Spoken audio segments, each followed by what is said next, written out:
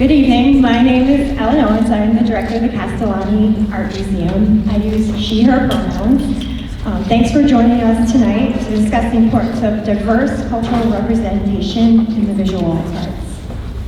Niagara University and the Castellani Art Museum acknowledge that we are privileged to gather on the lands of the Seneca and the Tuscarora, and also other Indigenous communities who have stewarded and continue to steward this land throughout generations. We honor their sovereignty, we demonstrate respect, and we correct the stories and the practices that have erased Indigenous peoples' history and culture in the past and present by inviting and honoring truth. The Castellani Art Museum's vision is to lead our region in learning, collaboration, and connecting art to the diverse lived experiences of our communities.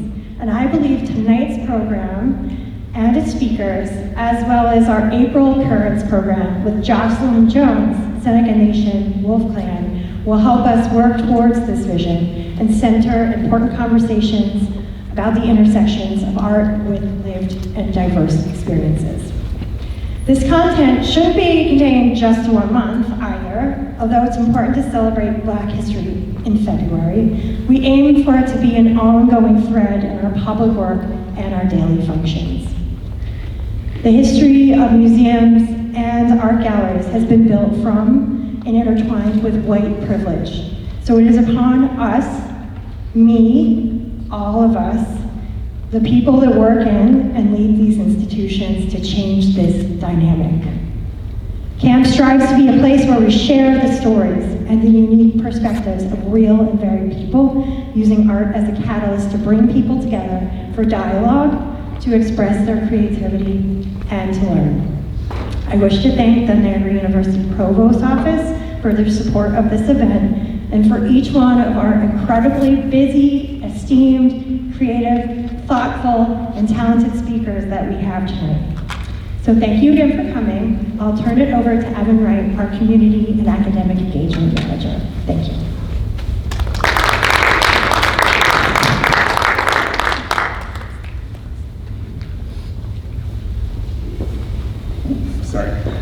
Hello, my name is Evan Wright. I'm the Community and Academic Engagement Manager at the Castellani Art Museum. I go by, my pronouns are he, they.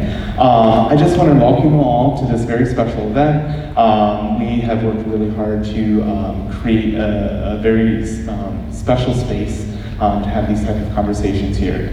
So as a part of the overall program, this is a part of our Currents program, where we try to have intimate, moderated discussions featuring special guests that spotlights contemporary issues in the art, cultural heritage, and the museum world. This program aligns with trends in the art world through presentations and discussions between guests and the presenter.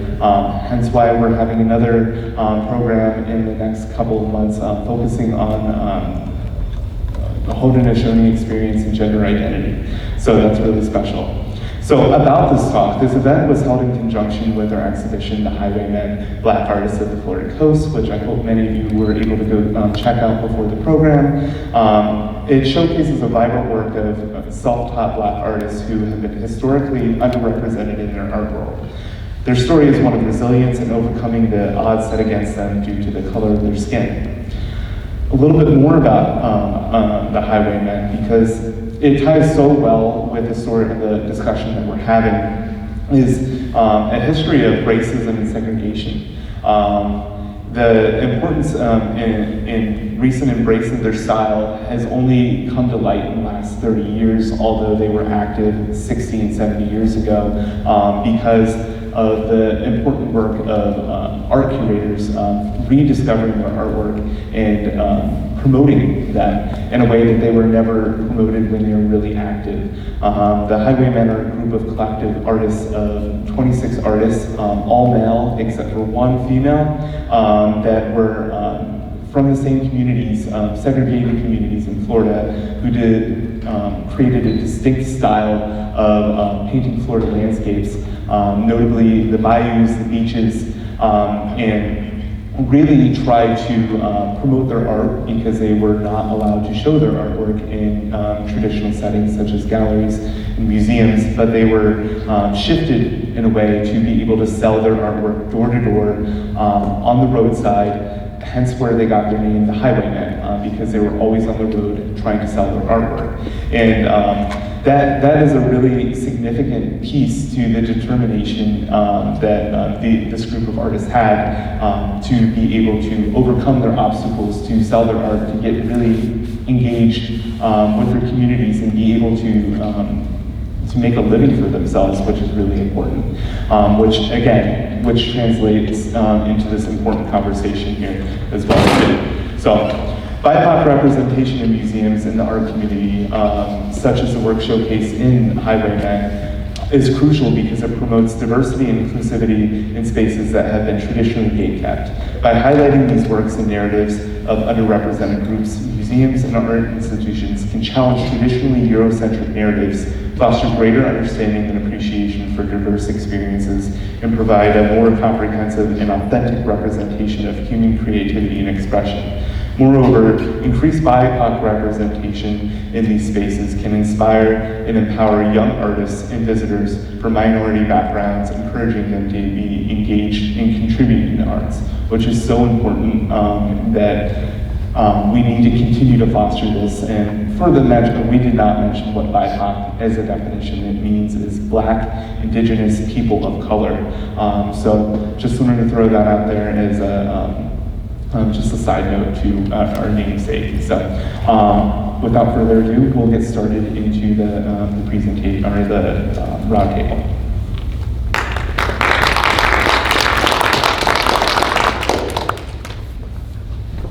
Can I pass this down? So to set the groundwork for this conversation, we need a little bit more of a historical context to the importance of promoting BIPOC art and experiences in the art world. So, what historical challenges affected BIPOC artists in their recognition by and within museums and art galleries? Would you like to start first? Hi, my name is Mohammed Zaman. I am a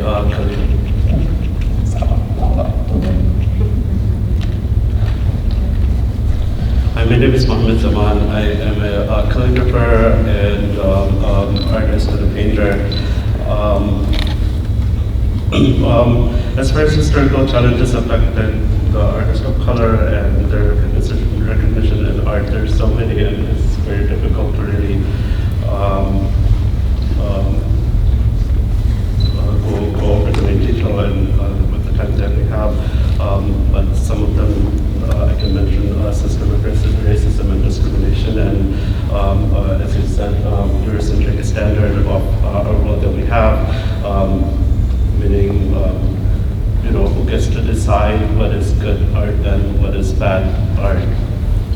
And lack of representation in curatorial spaces of people of color, and limited access to resources, and so on and so forth. Thank you. Would you like to share your experience here? My name is Terry Alford, Executive Director of the Mission Street African American Heritage Corridor Commission in Buffalo, New York. So to piggyback on my colleague's response here, in our corridor represents about 185 years worth of the African American experience in Buffalo. And our corridor represents many different movements. The abolitionist movement, the civil rights, social justice movement, a movement that started first by being called the Niagara movement that later became the precursor to the NAACP. It represents many different artists, both traditional and non-traditional. In our corridor over that 185 years, it represents musicians who are considered artists, namely a new musical form called jazz at the time. So the corridor really started exploding in terms of the African American experience at the turn of the 20th century.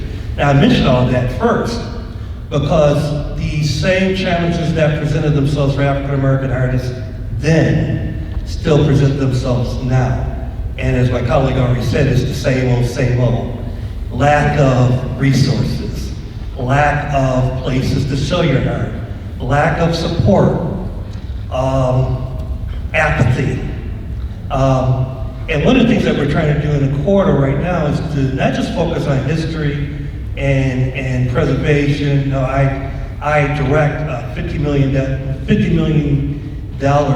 capital improvement project in a quarter that focuses on creating a heritage destination. So our primary focus right now is history and preservation and continuing those stories. But one of the things that we are definitely making as a real challenge, a real argument, is the necessity to tell stories through art. I'll get more into that as we continue in the conversation here. But it's need to be made a very strongly noted that the same challenges that present artists back in the turn of the 20th century still exist today. And not by what we consider as the challenge of white folk is the problem. White folk and lack of money, and they're not paying enough attention. Sometimes it's really right underneath our own noses by our own people, the folks that really reside there, who find themselves still marginalized historically. So we have to change the mindset from within a community before we can actually start making some real progress outside that community. Thank you so much. Yeah, I think that was so well said. And hi everyone, my name is Tiffany Gaines. I am the Curatorial Associate at the Burchfield Penney Art Center, a regional museum in Buffalo centered on Western New York artists. And to piggyback off of what Terry said, I think there's this disconnect of artists and communities of color, Black communities, seeing themselves reflected in mainstream art spaces. How can you feel welcome into a space, into an art community where you don't see work by people that look like you or that represent your experience? And I think thinking historically about how exclusion has made those spaces feel inaccessible and feel just not representative of the communities that we're kind of talking about. And many times Black artists and artists of color have taken it upon themselves to kind of fill those gaps, to tell their stories in unconventional ways. Like we see with the Highwayman exhibition, really cultivating these grassroots spaces to fill that void. And I think being more open-minded in how we honor those legacies and how we uncover those histories of artists who have advocated for themselves, who have continued to tell their stories, even when larger institutions maybe weren't paying attention to them historically. I think that's how we kind of begin to fill some of those gaps. Because this work has always been done, it's just been done in spaces that haven't always been recognized as these cutting-edge, inclusive sort of spaces. And so working as a curator at the Burchfield, it's really an opportunity to rediscover some of these histories and find new ways to tell these stories, to bring them into the mainstream space. And I think one thing that is incredibly important in that is thinking about how they're preserved in history, how we tell artists of today the significance of archiving their work, of keeping these records, preserving these so that 50, 60 years from now, their stories are able to be told in the right context, and their stories are not retold in a different context from what they originally anticipated. And so I think about all of that as I kind of go through my own curatorial process and how we can learn from the stories of the past to equip the artists of the present to preserve their own stories for the future. Thank you so much, Tiffany. Very well said by everyone so far. I would just like to add what's so amazing to me is the perseverance of artists like the Highwaymen. They're able to just make their own opportunities, although those opportunities may not be there. And it just speaks to the resilience of the people, of just making a great, not so great situation great, and the works that they produce. If you haven't seen the show, I would encourage you to see it. But just hearing, I did a tour with the director, and I've kind of heard a little bit about, what they had to do. They made their own frames, like they've you know, they're working so fast to just produce, and you know, they want to make money, but it's also about the art as well. And you know, their resilience, they're just so motivated and so focused. And I think that can really be translated to artists, you know, of color, every artist today. It's quite amazing. But in the same token, why are they forced to do that? Why do they have to, you know, work so hard because galleries won't accept them?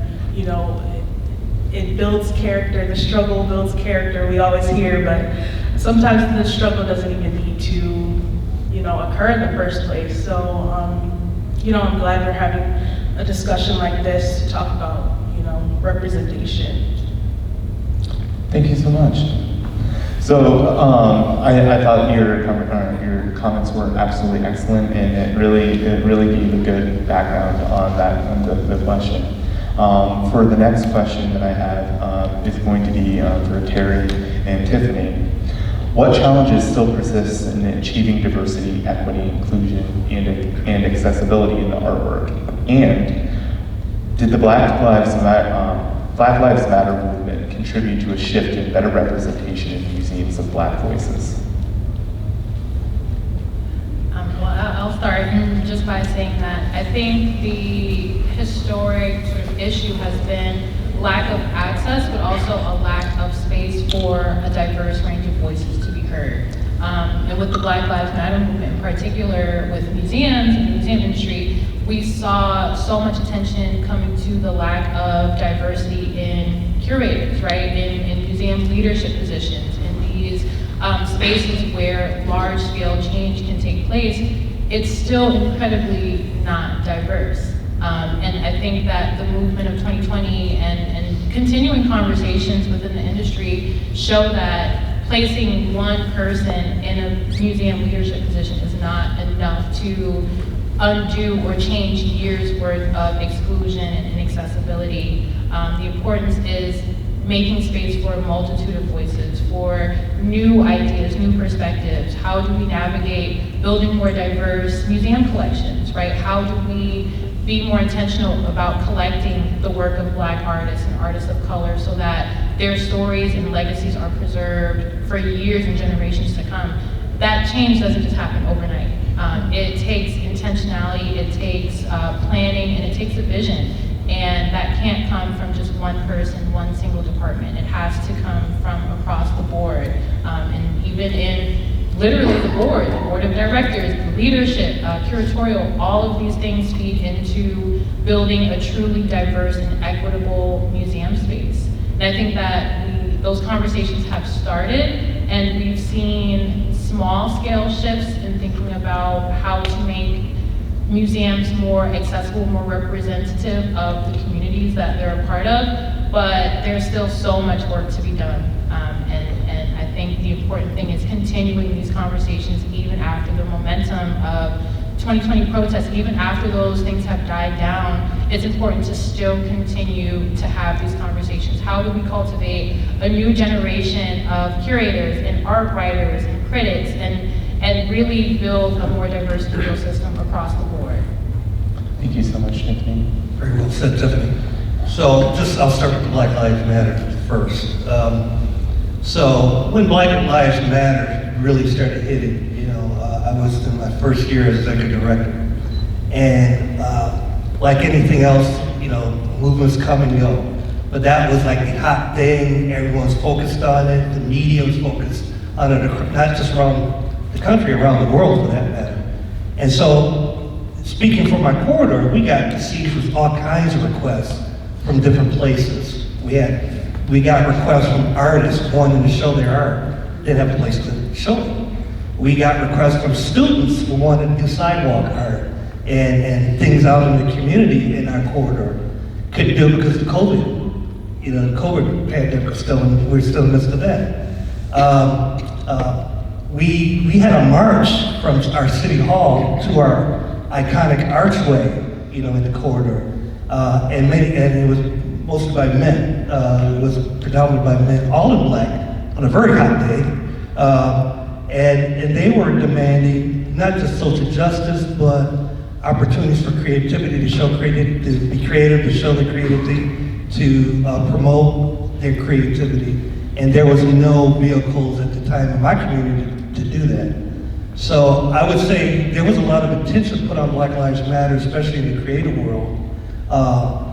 And there was a peak at it, but then it started going downhill. And like anything else, another shiny ball, then we start focusing on that. And another shiny ball, we start focusing on that. And what ended up happening was, at least in my community, people forgot about it. And I raised that because, especially with younger people, when they wanted to do something to express their creativity through art, and we could provide it, that shouldn't stop the conversation. We should have found ways to do it. So, piggyback on what you're saying, it has to be a wherewithal to want to do it. You got to be more than just talking about it. You have to find ways to do it. Don't let money get in the way of allowing vehicles for expression. Now, the other thing I want to speak to too, while I have the microphone, is in our community, we don't have a lot of these beautiful edifices, these large places. We have the AKG now, which I think is almost close to $1 billion. You can correct me if I'm wrong. We have the Burchfield Penney. And once in a great while, you get an artist like Leroy Johnson that comes in, and they show him for about a month, they check off a box, then you don't see another one for a while, right? And I say that because I'm not picking on larger places, art centers. I think it behooves us to work and really endeavor to promote art in any space, if it's the size of a closet to this size. We have to find ways to identify places, locations, both inside and outside, to allow folks to express themselves. And we need to be as supportive to our fellow artists to allow for them to do that. You know, in my commission that I represent, you know, we carved out of that $50 million, close to $10 million was this placemaking wayfinding to do art, murals, sculptures. We're not really right now a place to show art, but we're purchasing property to do this kind of thing. So we're excited. We're already in some of our smaller spaces showing art. We're selling art for the artists, okay, in our small way. But small ways are great ways because artists up to that point didn't have a vehicle. We're trying to find ways, despite challenges, to allow for that creativity to be shared and more importantly, to be sold so that these folks could be lucrative artists. I think, before I hand off the microphone, it's just not enough accessibility to spaces. We have to be more mindful too of pressing endowments and other traditional funders to not just focus on the larger places, but to really focus on supporting even the smaller ones, because they're all important. Sure. Thank you so much. That was very well said. No, that's perfect, and it fills in the next question too. So, Can I just yeah, piggyback? yeah, I of just course. want to say, Terry, that is so poignant, and I think that's something that really comes from having a holistic approach to diversifying these institutions, is that there are so many ways to support artists beyond just exhibiting Black artists, right? Because artists are professionals, they are working, and we have to make money to survive, right? And so I think thinking about more broadly how we can support those initiatives, how we can support smaller institutions, there has to be an emphasis on multiple ways of support, of building that diversity that we want to see. And you know, at the Burchfield, it's been really incredible to see just the impact of initiatives like our Equity and Arts Fund, which is an initiative we started, I want to say 2020, 2021, but maybe even before then, of finding ways to really address the ways that historically underrepresented artists have been missed over the years. And that's through supporting exhibitions like Leroy, which I curated, which is a great, great job. Yes, right. But also through supporting artists like Julia Bottoms, who were able to support her having a studio space at Buffalo Art Studio, bringing emerging artists into rooms with collectors, with other institutions, having opportunities to collaborate with smaller institutions, nonprofits. With Leroy's show, for instance, we collaborated with VCAT, Just Buffalo, Squeaky Wheel, and Buffalo Public Schools to bring students and young artists into the space and to feel like our museum is a place for them to see themselves and where they can feel welcome to explore their creativity. And so there's so many different avenues, whether it's through collections, through exhibitions, through programming, through collaborations, that allow us to build an ecosystem that feels truly equitable and feels like we are opening a connection to the community and not just asking them to come into our space, but that there is a mutual sort of experience of being in their space and coming into our space as well. And so I just wanted to say that because I think you touched on so many incredible points. Thank you so much. That both of what you said was very well spoken, and it kind of leads into the next conversation about learning about the artist perspectives. As we talked about the institutions and the cultural pieces of this, but for the artists themselves, where does this fall into? So these questions are for Bree and Mohammed. So to get a better perspective of what it's like to come from a community of an underrepresented artist. If you want to pass it down to Bree, I guess it's closest. When did you know when you were an artist? Was there a particular moment that stuck out? That is a question. Yeah? I would definitely say in high school, senior year. It was, yeah, I'll go through the story. So basically, it was an opportunity at our school every year to showcase like AP artists, like advanced class for artists work. They would put your work up in a showcase, and you would have your work up for the whole school to see.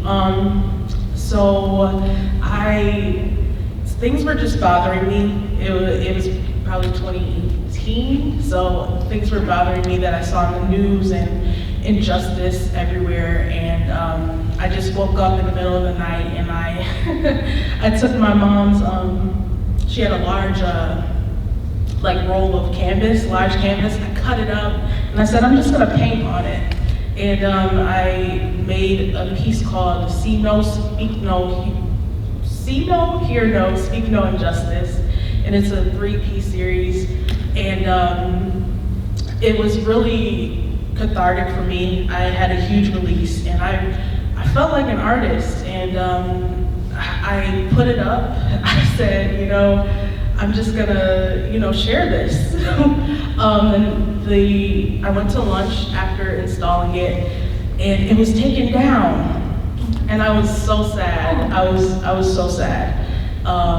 And I remember talking to my teacher, and I was like, hey, where did it go? And she's like, some people think that it's offensive, so administration told me to take it down. So I said, I decided to do some investigating. I went to administration, and they said, no, we did not tell anyone to take it down. It was a great piece of work. So I went back to my teacher. And this teacher specifically has voiced her political opinions that are not like mine, but nonetheless, that's fine. I mean, that's what life is about. So, I addressed it with her. She said, yeah, it was offensive to certain people, veterans. It was, I guess, because of the depiction of the American flag by Peace. I'm not really sure. But I insisted that they put it back up, and it was up. The series was supposed to last for about a month, and it shortly ended the week after. So that is when I really realized that I have a voice.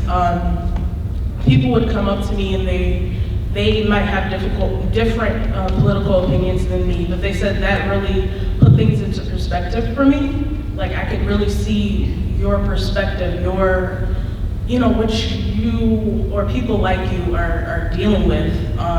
So that made me realize what my purpose was that made me realize why, I am an artist. This is what I'm here to do. Yeah. Thank you for sharing such a personal experience. Mohammed, again, when did you know when you're an artist? Was there a particular moment that stuck out? Complicated question. I still question if I am an artist or not after almost a decade. Also, being a self-taught painter, that's why when I introduced myself, I said painter first, artist second. It just feels very out of context, and also being from Bangladesh and being brown, that feeling of out of placeness, it's a lot more heightened and a lot more increased.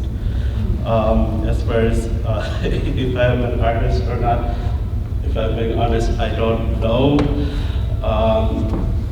The stuff that I make, stuff that I paint doesn't have impact. I realized that for the first time when I sold my first piece for $200 to someone who's in the audience, and I sat down and talked to them for about two hours, I still remember. And that was the longest conversation I had with someone about something that I had made, and it was so special to them. And from that moment, I think I knew that this was important, and I needed to do something with this. And she convinced me of keep making work, and so I keep making work. And of course, from there, I have met many amazing people, built a community around myself, people who are different than me, but they're still my family, and their encouragement and their support, I guess, makes me an artist. That's amazing.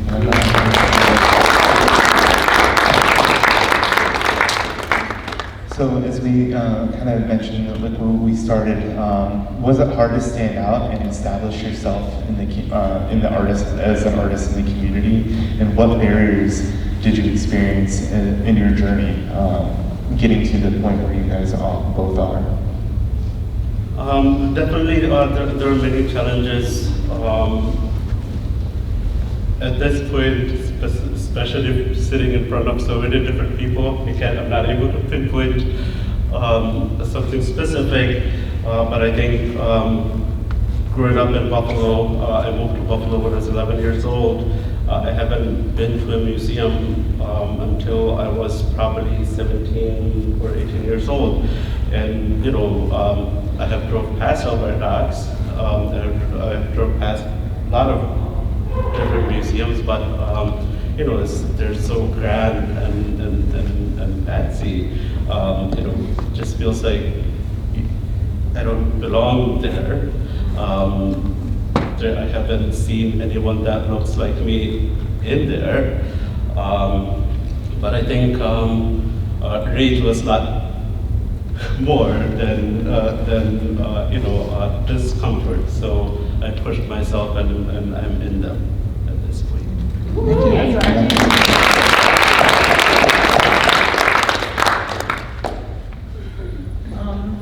In terms of standing out, I thought it was going to be so hard. After I graduated college, I thought, I'm a very quiet, reserved person. I don't do a whole lot of talking, which is so funny because I'm on a panel right now.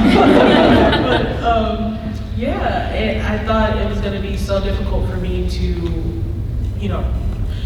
get out there and network and stand out.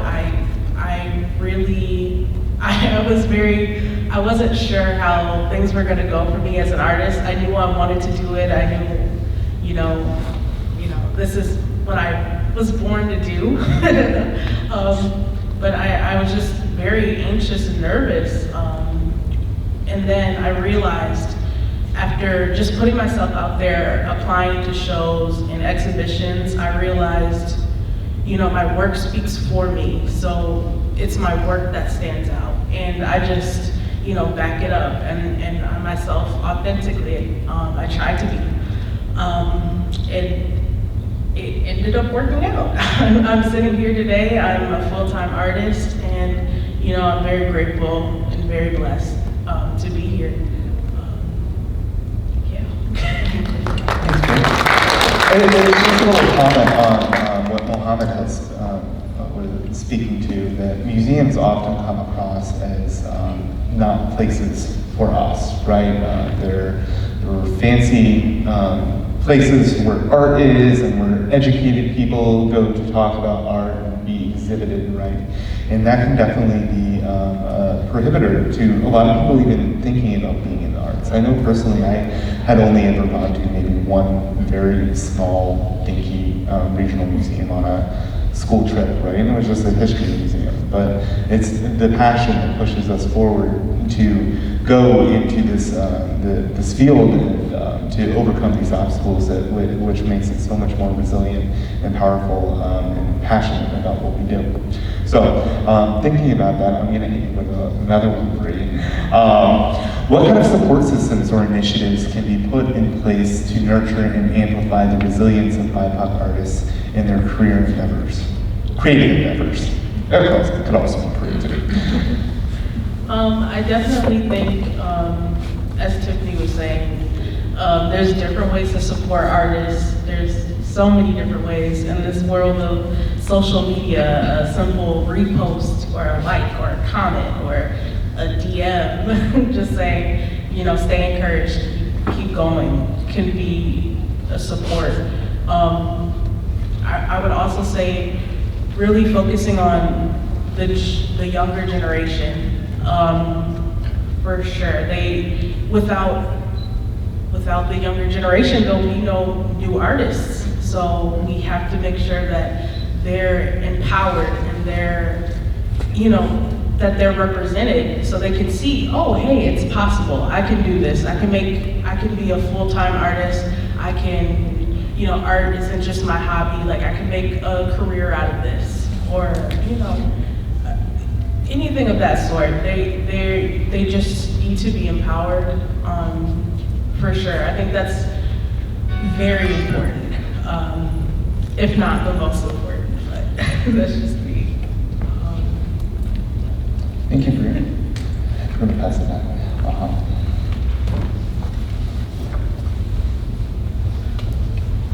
Carrying on to what Tiffany and he said, there's so many ways to support the artist. I made a list of, just in case we got this question, mentorship program, connecting young artists with someone who's more established, showing their work together, creating some sense of, hey, if I'm ever stuck, I can go to this person. I can go to this person. I can have a discussion. I can learn. And make my work better. Make my art business decisions better.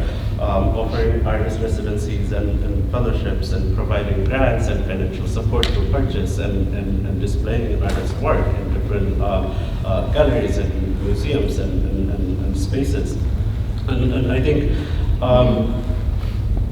Do correct me if I'm wrong, but I think what Buffalo lacks, I think I think there isn't enough education about collecting art. I think the collecting work itself, collecting art itself is an art. What I mean by that is just to give you a small example. Me as an artist, someone comes to the studio or someone comes to a gallery show, they purchase a work and I don't see them ever again. That's the first and last interaction that I have with them. But then there's this another person who shows up to the studio, maybe he doesn't even buy anything, but then he asks you questions that's relevant. He helps you with guidance. He helps you with connection. Hey, do you need this? Go there, you'll find it. Do you need a studio space? Call them, go there. I think there's something missing about Buffalo collectors in that department where like they have a lot of love for artists and art, but I think there's some lack of education about how collecting artwork works. Collecting doesn't necessarily only mean, hey, I bought this beautiful painting and that's it. I'm done. It's engaging with the person. Learning about their daily lives, learning about their difficulties, learning about their happiness, joy, bad days, good days, and I think probably a discussion for another time, but I think that what makes collecting art worthwhile and beautiful and meaningful. And I think especially in Buffalo and in Western New York, I think there's a huge gap of that. I don't know. Thank you. That was a great response. So like in line with that, talking about museums and art galleries, I have a question for Tiffany.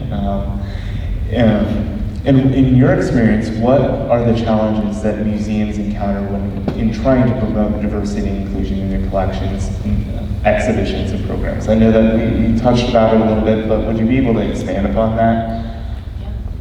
Well, first, I just want to piggyback off of what Muhammad said, because it's so true that art is an ecosystem, right? And it's so much more than just collectors, museums, and artists.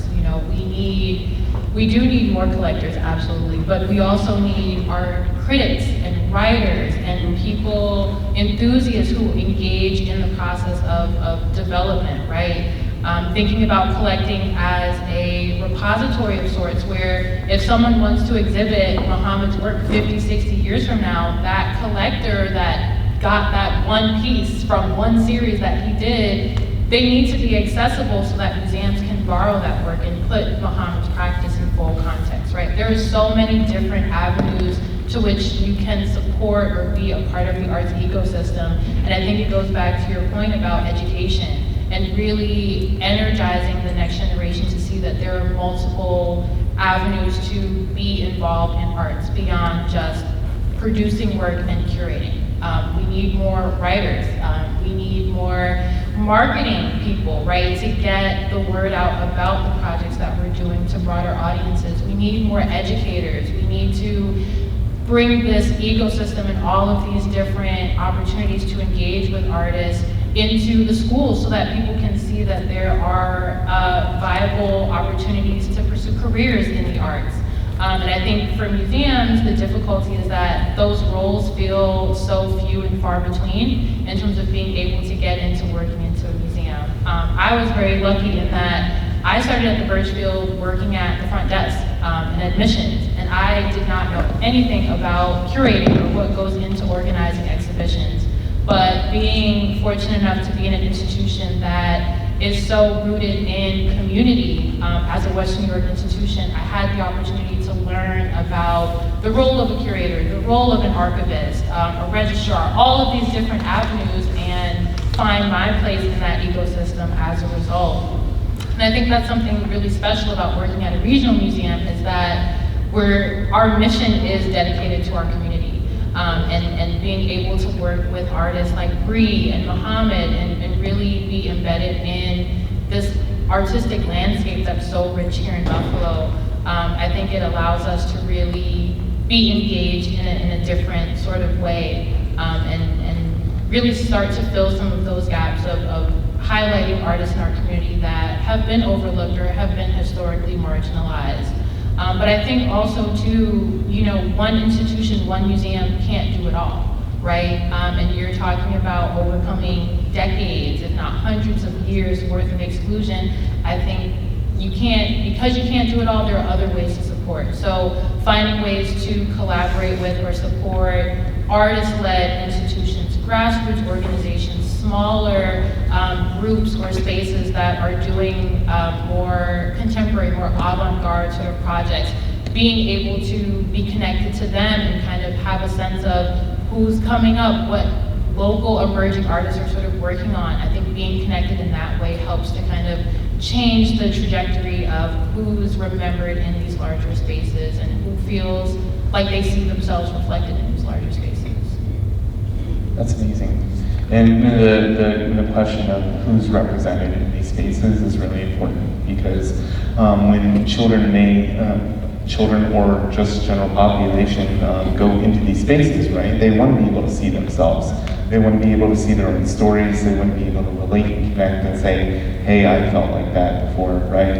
And a lot of the times, art doesn't necessarily do that when it's coming from a completely different perspective, that are kind of like how Muhammad had touched upon, right? Like being able to see someone that looks like me in the art.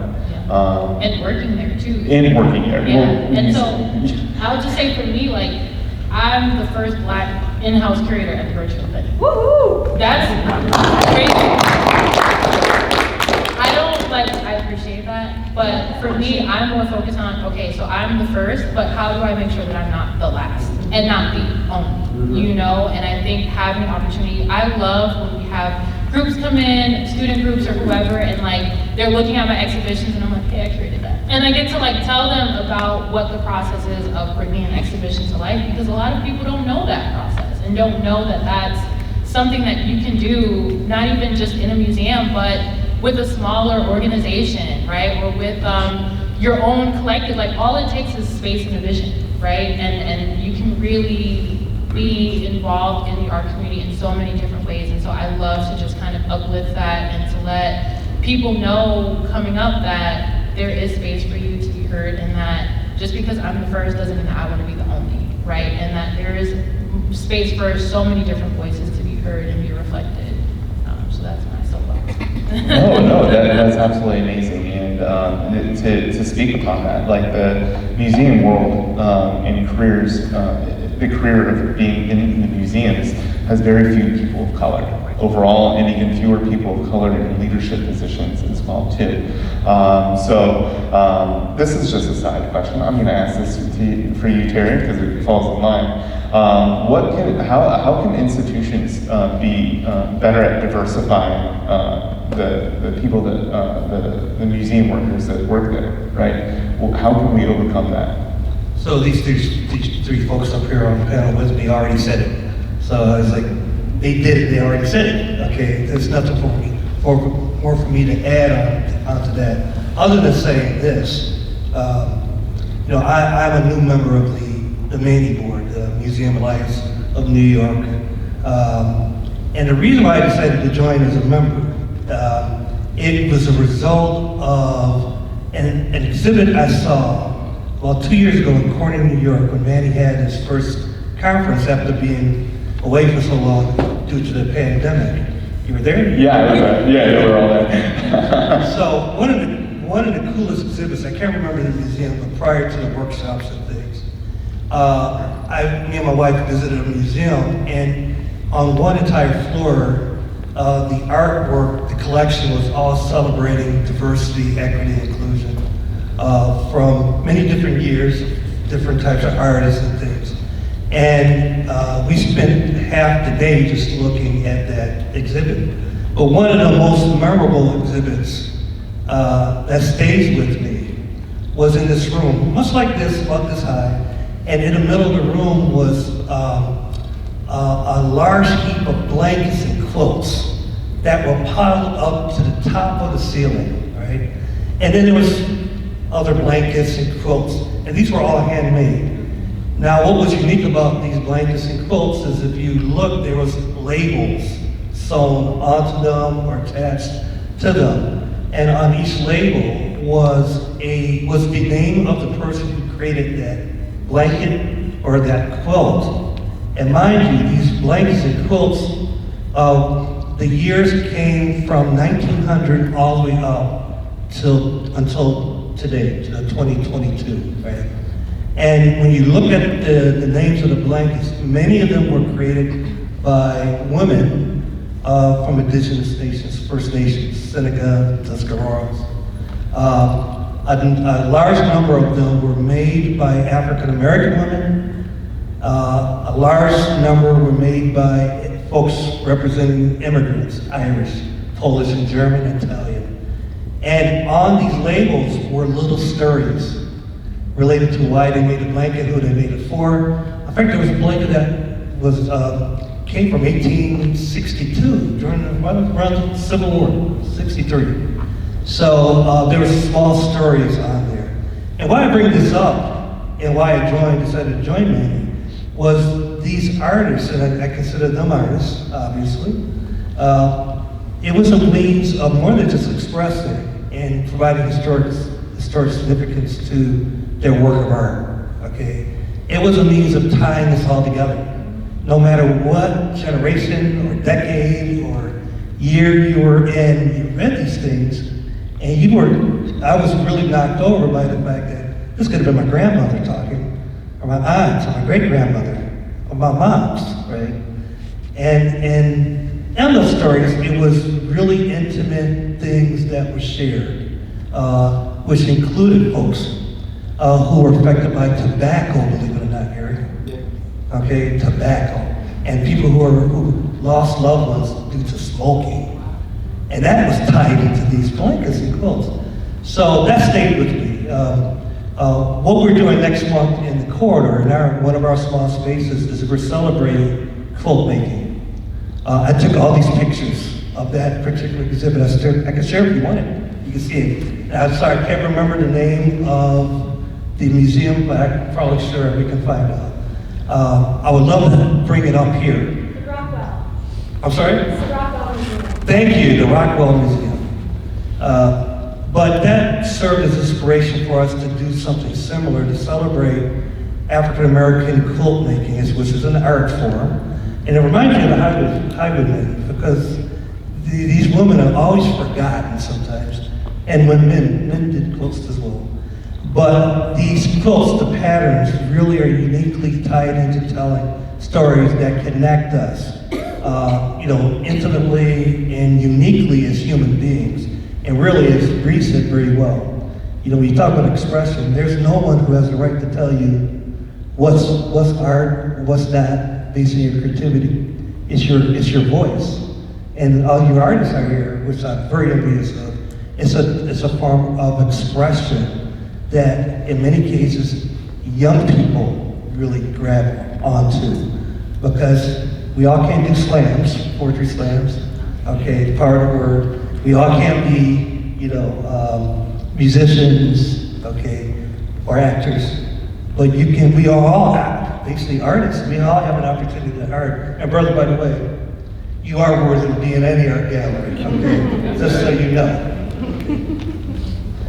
Thank you so much. So, thinking about opportunities for museums and art galleries to promote these stories, right? What opportunities are there, do you think personally, that museums and these spaces can be more inclusive in that way? And how can they leverage what they already have to promote diverse artists? I think we have already talked a little bit about this.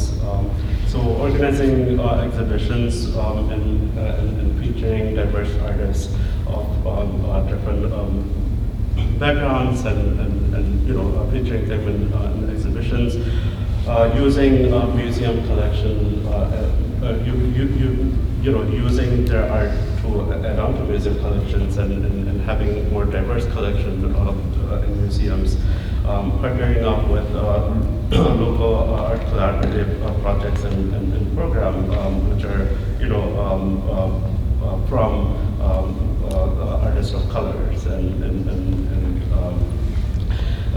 actively acquiring pieces from artists of color and you know, supporting them through purchases and through grants, and ensuring that the museum spaces are inclusive and accessible to everyone, whether it's through just a simple having you know, different signs with different languages, and you know, for a long time I couldn't communicate, and just having just being able to see something that's written in my language, it makes you feel welcome. It makes you feel, okay, you know, I can maybe be there. And you know, museum programmings and exhibitions, and making sure that all artists and artists of different colors and different backgrounds are included and they're part of it. Thank you. That's pretty amazing. Piggybacking on Muhammad, I think it's important that, and I mentioned I'm on the Manny board now, but I think, you know, what's important to get more diversity on some of these boards that determine what gets up on walls, okay? So that there is at least a fair opportunity, equitable opportunity for everyone to be seen. Despite your notoriety or what you think might be your importance or lack of importance, everyone has an opportunity, should have the same opportunity to be exhibited. And that's only changed to those who are making the decisions in terms of determining who goes up or not. The other thing is, you know, sometimes we don't celebrate our artists like we celebrate our football teams, and so, you know, it's for whatever reason, you know, in my opinion, we need to do a better job of getting to society in general to say, you know, art is important. Art makes the world go around. Artists are superstars, you know. There are followings. One of the things I'm looking to try to do in the corridor is to even find the new young ones, okay, who normally wouldn't even get an opportunity. Okay, it's always easy to go to Julia Bottoms, because we know who she is, to help put a mural on the wall. Or Gary Wolf, or any number or slew of artists, at least that we know in Buffalo, that gets the contracts, gets the opportunities. We need to actively go out and search, almost like the NFL draft, and draft the up-and-comers and make a big deal about them. I mean, someone talked about our young people, and the only opportunity they sometimes get is in high schools, you know, hallways or things. Maybe once in a while get in an art gallery because it's kind of cool thing to do. But we need to, in my opinion, really make a whole big thing about making art cool, you know, especially to this next generation. They need to feel that they have an opportunity, more than an opportunity just to be shown, but to be celebrated for their skills, their talents, their expression. And one of the things that we're endeavoring to do in the community, in our corridor, is to at least do those things that I'm talking about right now. I like making a big deal about people. I'm almost like a grandmother. In that case, I just don't put the art on the refrigerator, okay? We need to really grab our young people by the hand and say, you are worthy to be the next one. I love that, and I second that, very much so. I think two things that I would say. One is really focusing on cultivating authentic and meaningful relationships with the communities that we want to see represented in our spaces. You know, taking the initiative and being intentional about building those relationships, even when there's no exhibition coming up, or outside of Black History Month, or Women's History Month, or Indigenous Peoples Month. Like, really being intentional about cultivating relationships that go beyond simple transactional engagements, right? And really making these spaces feel like they are open for all people of all backgrounds. And to the second thing I want to say to you, Terry, to your point, is just, yes, cultivating opportunities to support emerging artists early on in their career, but also leveraging the history, the historic collections, the historic artists in our collections to to serve as a blueprint so that emerging artists can see that there are people that have come before them that have traversed these worlds and have taken it upon themselves to open doors so that they can be an inspiration. And one project that I worked on that Bree was a part of that kind of spoke to that was the Sharing Our View exhibition at the Burchfield Penney last year, which was a celebration of an exhibition curated by John Baker, who we all know is incredibly important to this art community. He curated an exhibition in 1998 to bring more institutional recognition to Black artists in the community. And I had an opportunity to celebrate that exhibition 25 years later, bringing the historic artists, some of whom are no longer here, bringing their work together with contemporary artists like Bree, who are following in footsteps of artists that they may not have ever even known existed and were here working and making a name for themselves in Buffalo.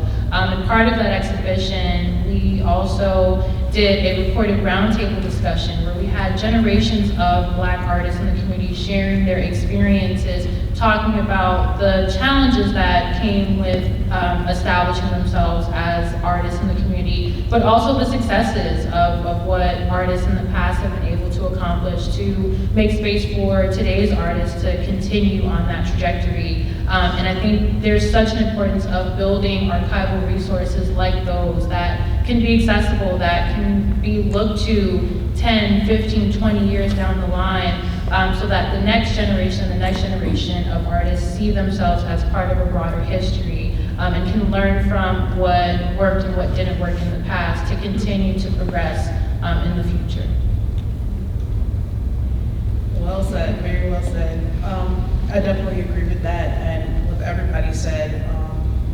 I would definitely, to add on, would definitely say to kind of make museums more approachable to people who may not know, people who may not have went to college, people who may not have, done art in high school or young people who may not know, or people who always dreamed of being an artist or, doing some sort of work and they just never did. Making it approachable for them, making it more personal, like kind of what you all are kind of saying, building a community where we don't feel so disconnected because once I know, oh, hey, you guys are my friends, I'm more able to open up. And I believe that the best work is always done when you're free and you feel comfortable. So I would definitely say community is definitely important, and making it more approachable for every person. I understand that some institutions don't like that. They believe that, only certain people of certain caliber can be included in this particular institution. I would just encourage everyone to kind of get out of that because it's really hindering us more than it's helping. So yeah, and also emerging artists as well. As an emerging artist, I think it's very important just to support them in any way, shape, or form, any way you can. Yeah, even programs specifically for emerging artists like Hunt Art Gallery, amazing. I was a resident with them, and the things that they're doing with some amazing artists that I see in here, some emerging artists, it's just so important to just get them out there and let them know, hey, this is a community. We're a community. We're here to support each other. We're here to, just create with each other. And yeah. Perfect, thank you. So as we kind of tend to close with this panel, Bree, you mentioned being supportive of these artists. Do you know, in your experience, what can people as individuals do to support them, right? Like, even when they're showing in museums, how can we give more support to diverse artists? I would definitely say, kind of like what Muhammad said, don't just collect art or do a studio visit and just ignore them, or that's all that I have for this year. It's really about being personal. I mean, it's so important.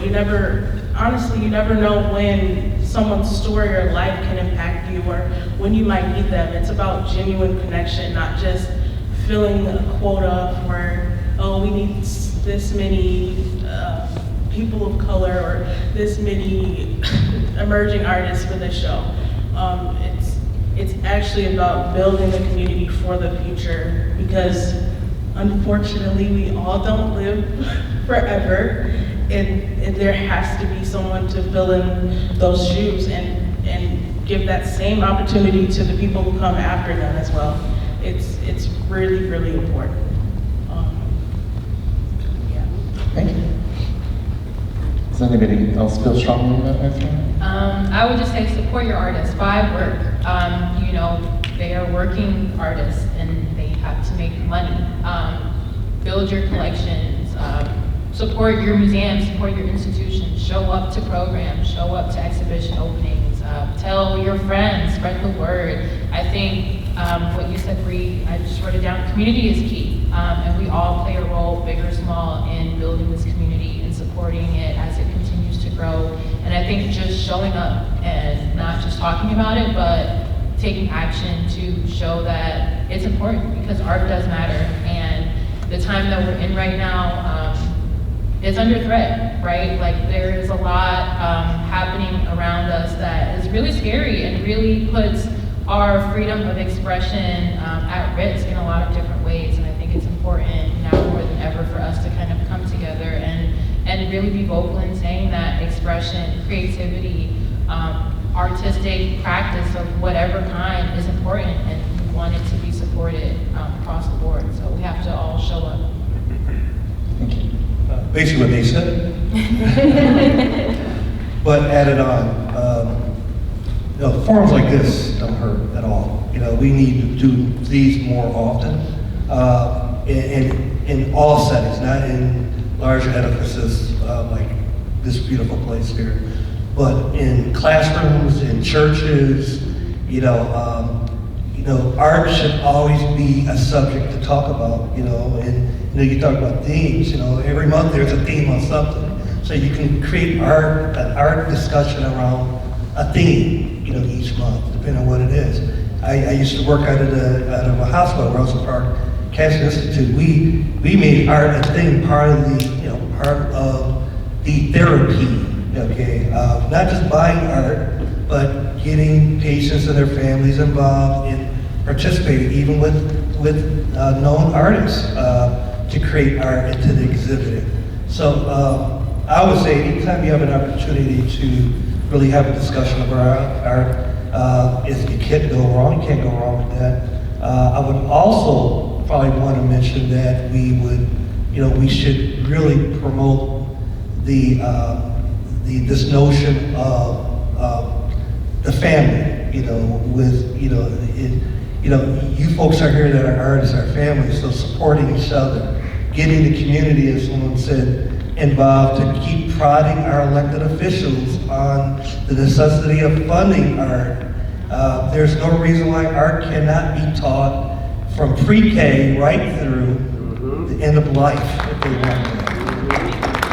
So art and culture is what drives us. Of course, people are great scientists and mathematicians and doctors and lawyers and things, people like what I do, administrators, executives.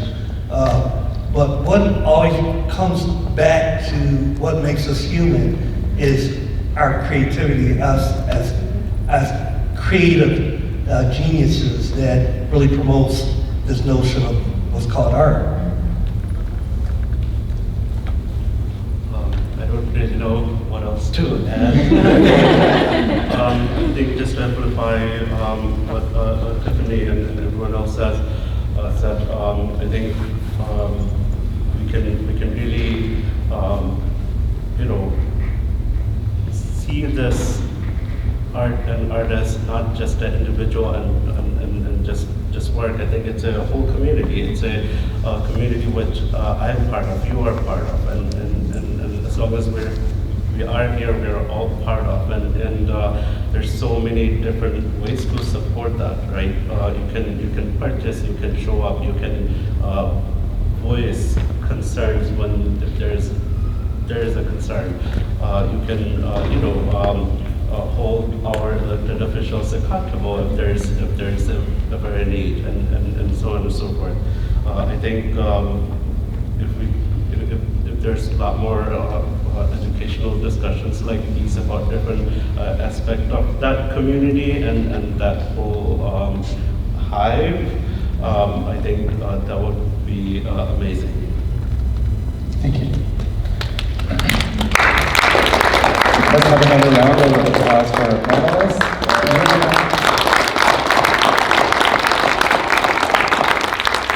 Everything here that was shared was so thoughtful, and it was so personal too. It was very moving. Thank you again for coming here and sharing your great experiences. So we're going to open this up to an audience Q&A. If anybody has any questions that they'd like to ask our panelists, just raise your hand and stand up. Yeah. So I have a question for both Mohammed and Bree. So as painters, how do you approach the balance of respecting like our traditional artistic motives and like pushing the boundaries of, I guess, today's cultural and political climate, and how does that influence your creative process? For me,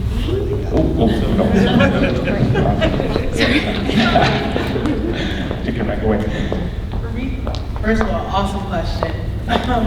For me, I don't believe you can fully ignore the history and, tradition. I feel like you should, look at those things. It's very important. But also it's important as an artist just to use that as inspiration. You can change it however you want, and then maybe perhaps you will become the new tradition. But personally, for me, I use techniques that are traditional, and then I add my own modern feel to it. It's about experimenting as well. It's about, hey, what if I just cover this whole thing with paint? What if I cut it up? But that just helps you develop your own style. I think it's definitely important to do that as well. Mesh the two together. That's what I try to, bridge the gap between new and old. It's really awesome. I hope that answered your question. No, it did. Forgive me, I didn't hear you properly if I didn't understand the question. I'm sorry. So how do you bridge the gap between respecting our traditional artistic motives and pushing the boundaries of new age art, and how does that influence your creative process? I take inspiration from history. I definitely look at artists that came before me, right. And as far as myself, a lot of experimentation and using the right material, and again, experimenting, failing a lot, and push myself through failures. I hope that answered your question. Primarily from Mohammed and Bree, but anyone please jump in.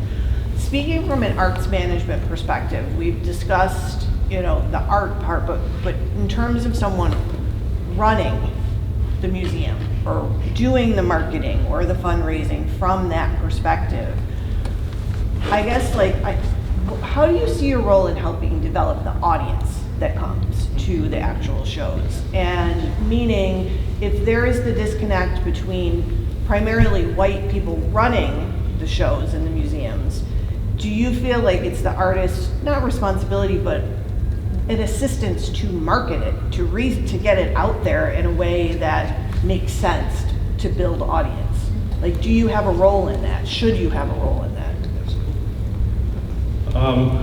Yes, as far as me, I'm not able to speak for everyone else, but as far as me, yes. I mean, when I have shows and when I have exhibitions, I invite my community because my work is there. People who have possibly never walked into a gallery walks in.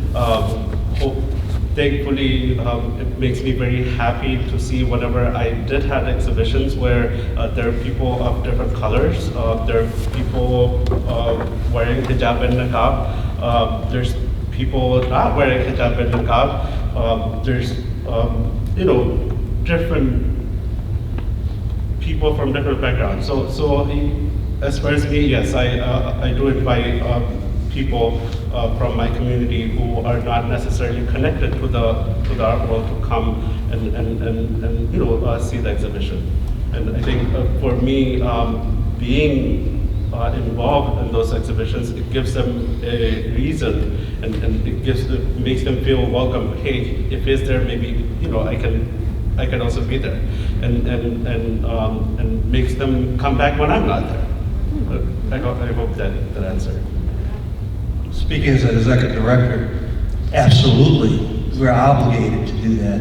Any exhibits that we are conducting or hosting or promoting, and those others that we are planning, we're looking at such things more than just advertising what we call the black press.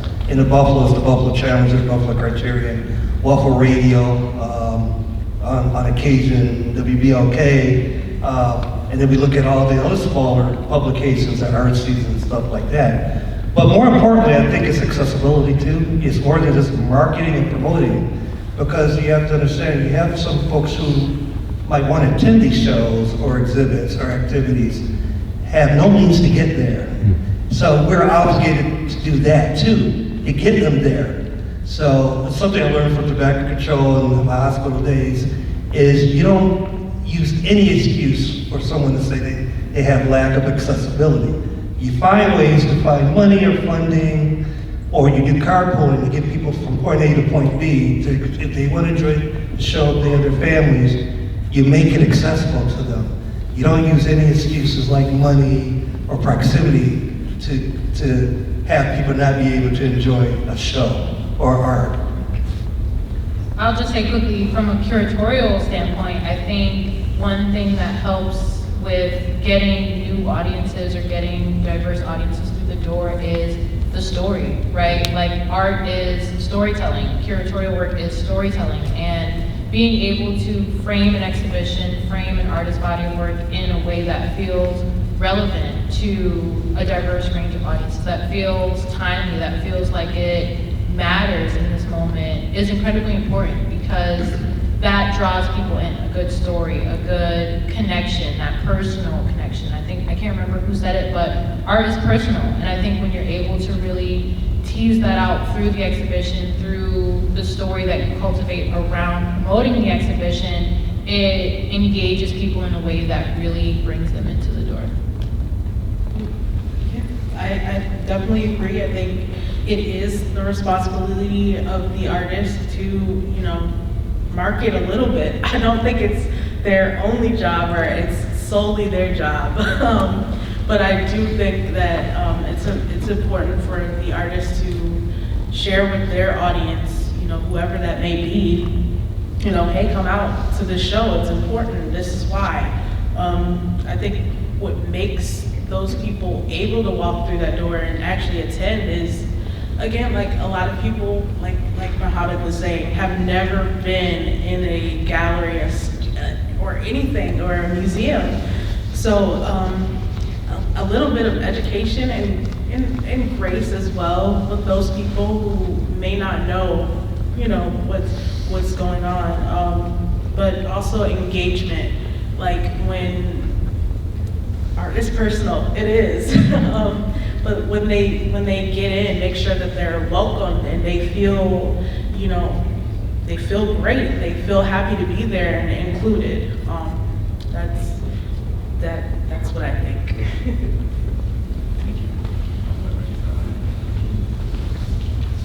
Yeah. You raised your hand? Yeah. Sorry, my microphone. So I have a question for Tiffany and Terry. Just one question for both of you. So as a director and curator, everyone can chime in for this too, but how do you guys envision navigating the evolving kind of landscape of like traditional and digital art spaces, while also trying to leverage technology like AI, things like that, to engage like diverse audiences and redefine both your museum's roles with the respect of the cultural narrative?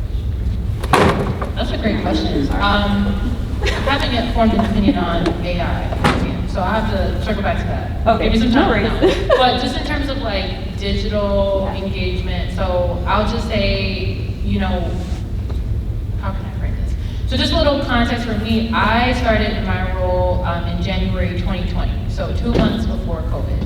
And I've since transitioned into more curating full time, but when I first started, I was doing curatorial work and digital content.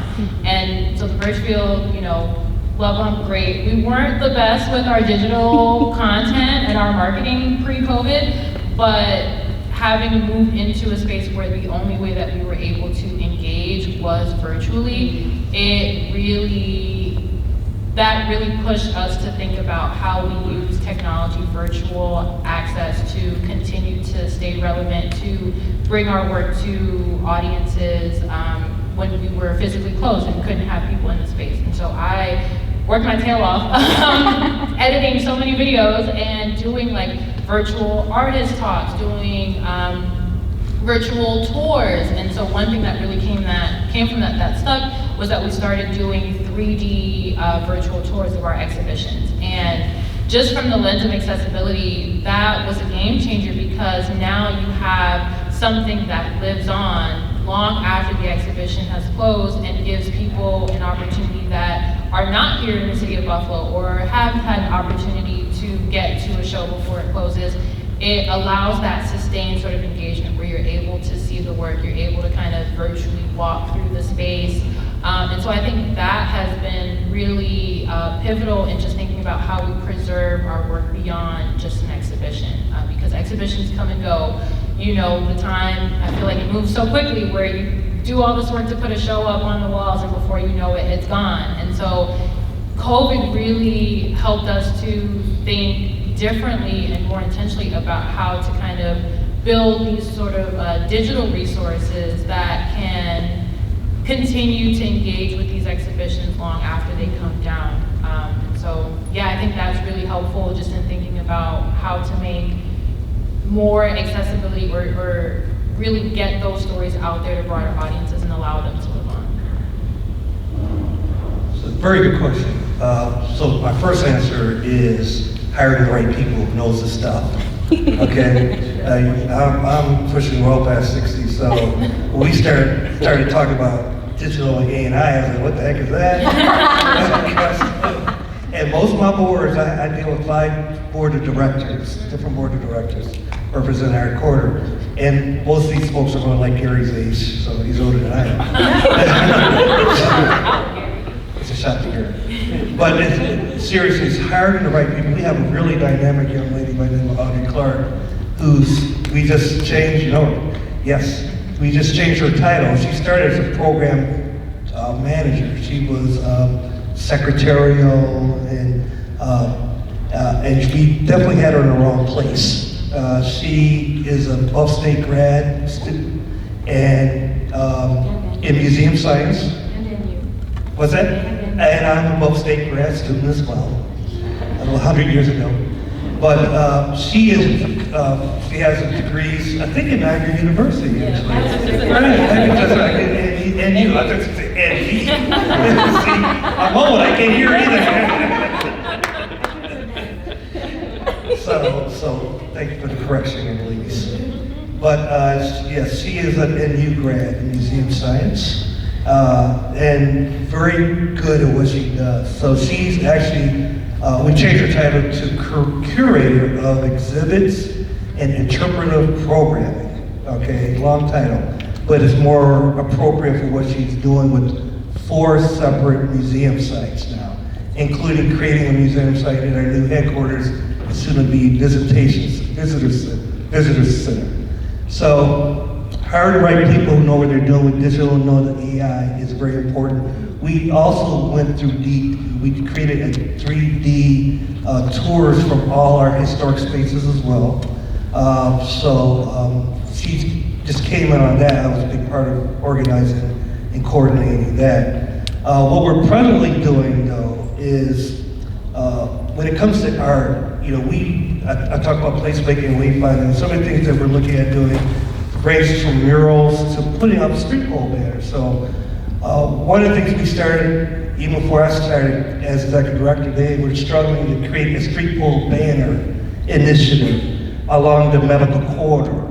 And Dr. Lillian Williams, who lives out here in Niagara Falls as well, was a big part of helping to direct that. The problem was that the close to 20 individuals, and these individuals were African American pioneers in various places of disciplines of science, medicine, education, and research. That's the reason why we wanted to put it along the part of Michigan Avenue that parallels the medical corridor. The unfortunate part is we were looking to create banners utilizing photo images of these folks, many of which were well into their positions and disciplines in the early 1900s. So the things that we found are very grainy, they were torn pictures, and we just could not do anything with them. We tried to pass it to the Art Commission to the City of Buffalo. They loved the layout, they kept denying us approval though. And that's what I was talking to Bree about earlier, so I hope you do apply for the opportunity. But we were advised to hire artists or an artist to create from these grainy images the subjects that we wanted to honor. Now I mention that because this again goes to the art. Audrey tried to use AI to soften these images, and AI couldn't do it. So, got to go back to human beings to create it, right? Got to go back to, again, AI can only do so much, but it always goes back to the humanity of what I talked about before. And it kind of depends on the questions you ask. I'm sorry? Yeah, it kind of depends too on the questions that you ask. Right. Yeah. Right, that's true too. Sure. I'll make it quick. I guess artist's job pre-social media, from then to now, is very different. You are pretty much running a small business. You have to make work, you have to sell work, you have to make sure it gets displayed so people can see it and buy. AI for me, is a life-changing tool, especially whose English is not the first language. AI is extremely helpful. And also as far as digital art, I had to teach myself just enough so I can make digital rendering of murals and public art sculptures and etc. So that's also again useful. And as far as everything else that I don't know how to do, find a way to find someone else who could do it better, whether through hiring or giving equity from the project. Thank you.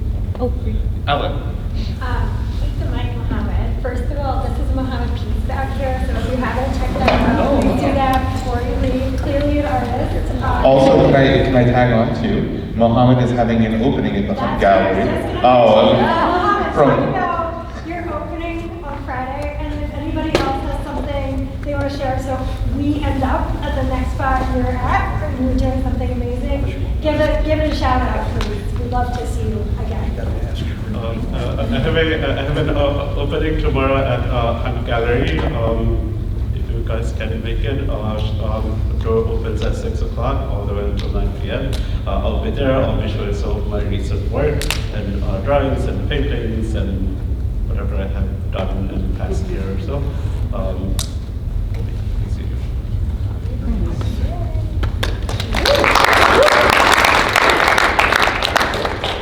Don't you have an audio thing coming out? Can we get a shout out from you too?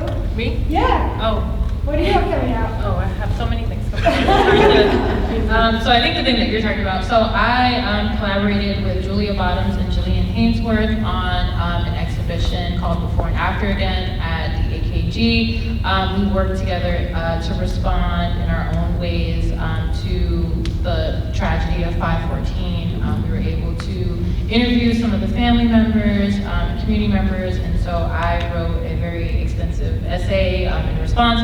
Jillian wrote poetry, and Julia made gorgeous paintings. So that will be opening next Friday, March 8th, at the AKG in the M&T Gallery. So please come out to that next Friday. Which is free. Yes, it's free. And that gallery is always free, right? Yes, so please come out.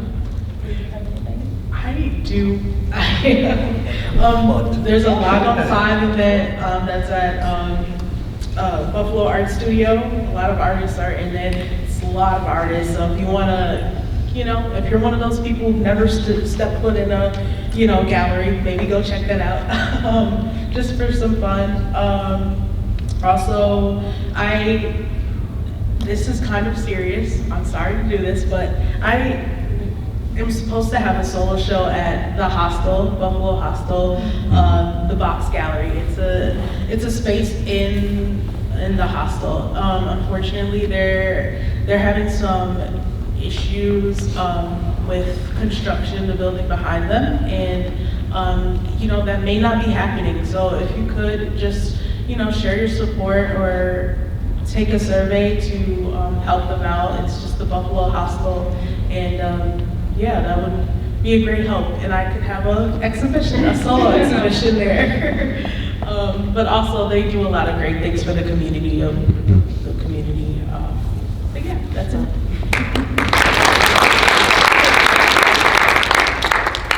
And everyone's giving plugs, I'm gonna give mine. So starting the second week of March, we'll be at 136 Broadway, which is our headquarters in Buffalo, 136 Broadway. Right in the heart of our Heritage District. We'll be, again, promoting what we're calling Stitching Stories, where we're highlighting a series of quotes created by African-American women in Buffalo, New York. We'll be highlighting about 30 to 35 of these quilts, beautiful quilts at various sizes. So we welcome all. It's free and open to the public as well. So stay tuned, look out for those announcements.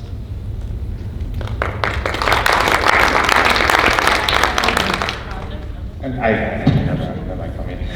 Thank you so much to our esteemed panelists for your time, for sharing personal experiences on this important topic. Going forward, we must keep in mind the adversity that others face and be willing to be open to providing equitable spaces for conversations. And I invite everyone to check out the Highwaymen show, network with our panelists up here if you haven't gotten the chance to meet them after the show. And thank you again for coming out here.